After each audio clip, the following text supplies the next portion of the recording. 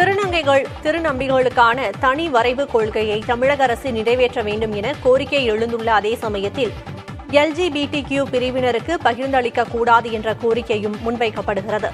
அசாம், கேரளா, கர்நாடகா ஆகிய மாநிலங்களில் திருநங்கைகளுக்கு 1 விழுக்காடு இடஒதுக்கீடு வழங்கப்பட்டுள்ளது.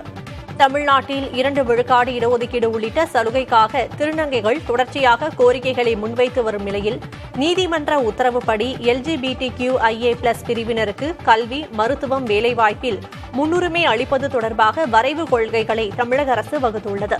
இது தொடர்பான கருத்து கேட்பு கூட்டங்களும் நடத்தப்பட்டு வருகின்றன. இதற்கு எதிர்ப்பு தெரிவித்துள்ள திருநங்கை, திருநம்பிகள் தங்களுக்கென தனி வரைவு கொள்கைகளை உருவாக்க வேண்டும் என கோரிக்கை விடுத்துள்ளனர். போராடி பெற்ற சலுகைகளை லெஸ்பியன், கே போன்ற LGBTQIA+ சமூகத்தினருக்கு பகிர்ந்தளிக்க கூடாது எனவும் அவர்கள் கோரிக்கை விடுத்துள்ளனர்.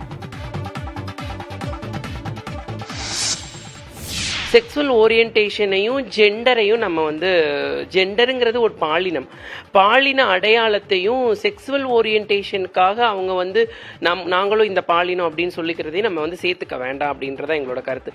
அதுக்காக LGBTQ மக்களுக்காக நீங்க அவங்களுக்குன்னு ஒரு பாலிசி கொடுக்க வேண்டாம் அப்படின்றதெல்லாம் எங்களோட இது கிடையாது.